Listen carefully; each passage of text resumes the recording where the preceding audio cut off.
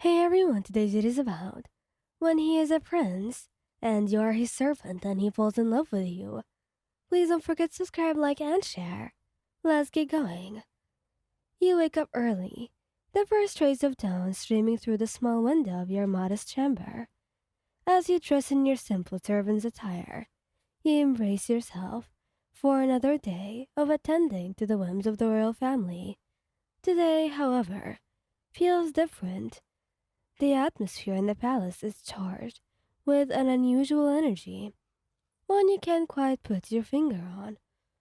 As you make your way through the bustling corridors, you catch glimpses of the bustling activity preparing for a grand event. It's the royal ball tonight, celebrating the prince's birthday. You quietly acknowledge the buzz of excitement, though your role in the festivals will be confined to serving and observing from the shadows. In the late afternoon, the hallways are abuzz with anticipation.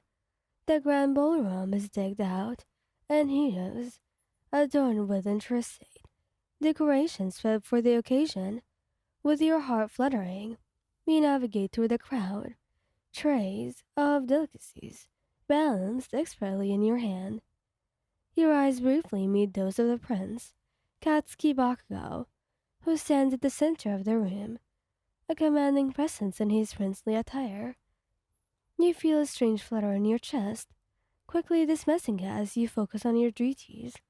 Yet, as the night progresses, you find your gaze drawn to him more and more. The way he carries himself with an air of confidence and determination, the way his eyes seem to light up when he laughs with the other nobles, all of it strikes a chord deep within you. As you pass by with a tray of drinks, you overhear a group of ladies gossiping about the prince's lack of interest in the many noble women vying for his attention. They whisper about his aloofness, how he remains unmoved by their charms. You can't help but wonder what it is that could capture the attention of a prince. You return to the kitchens, your mind consumed with thoughts of the enigmatic royal. Lost in your reverie, you didn't notice the figure standing in the doorway until you nearly collide with him. Startled, you gasp, barely managing to keep hold of the tray in your hands. Watch where you're going, damn it. Prince Bagu's voice is sharp, laced with irritation as he surveys the near disaster. But then, as his eyes lock with yours, his expression softens. You're the one who's always looking around, right? You nod, avoiding his intense gaze as a moment of apology. He studies you for a moment, his piercing gaze making you acutely aware of your place in the palace.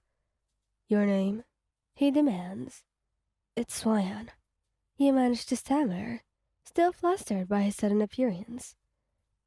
Well, Wyan, make sure you don't mess up again. He grumbles, before turning and striding away, leaving you with a strange mix of emotions swirling within you. As the night continues, you find it increasingly difficult to ignore the prince's presence. You catch glimpses of him watching you discreetly, a flicker of curiosity in his eyes. Despite the difference in your stations, there seems to be an unspoken connection between you two. Later, when the celebration begins to wind down and most of the guests have retired for the night, you find yourself in the gardens, stealing a moment of tranquility amidst the fragrant blooms and tranquil moonlight. It is there that the prince finds you, his footsteps resounding softly on the cobblestones. You, he says, his voice uncharacteristically soft, as he closes the distance between you. You're different. You look up, meeting his intense gaze with a mix of uncertainty and curiosity. Different, Your Highness? You don't fawn over me like the others. You're not afraid to meet my eyes.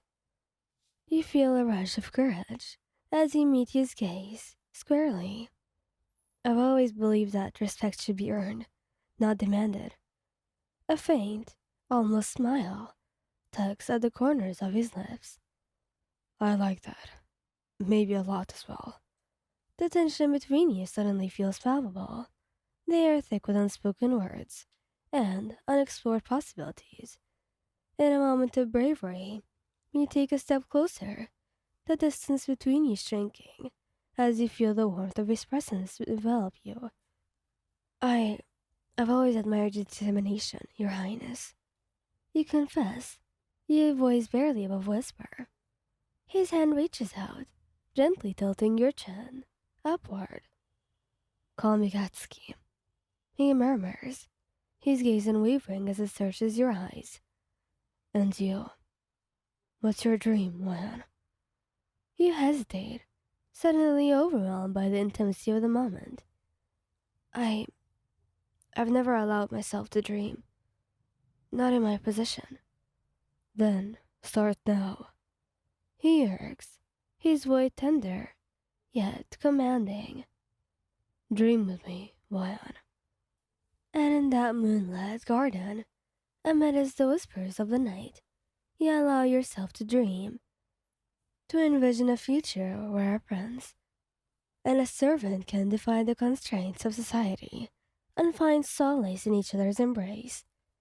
As the days go by, Prince Katsuki makes a point to seek you out whenever he can, engaging you in conversations that transcended the typical boundaries of rank.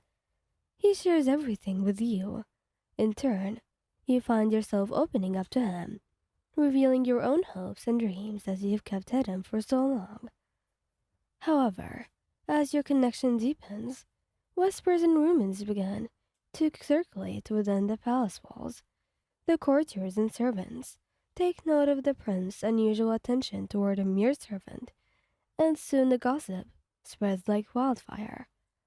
Rumors reach the ears of the king, who sternly summons you to his chamber.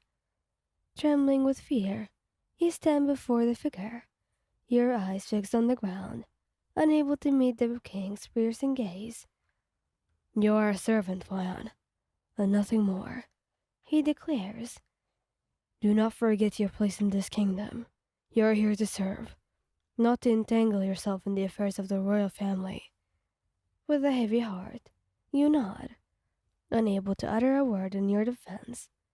You leave the king's chamber with a weight on your shoulders, the reality of your circumstances crashing down around you. Doubt and despair threaten to consume you as you grapple with the realization that your love for the prince can never be sanctioned now by the laws of the kingdom. Days pass and the distance between you and Bakugou grows, forced by the constraints imposed by the palace. With a heavy heart, you accept the distance, burying your emotions deep within, where they can inflict further pain. You carry out your duties with unwavering resolve. The memories of stolen moments in the moonlit garden, now a bittersweet echo of a past that can never be reclaimed.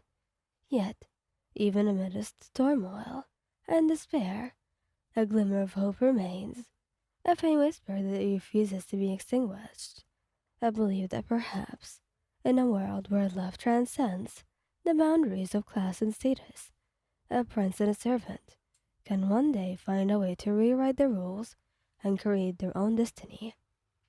Thank you guys for listening. I hope you like this video. Please don't forget to subscribe, like, and share. Goodbye!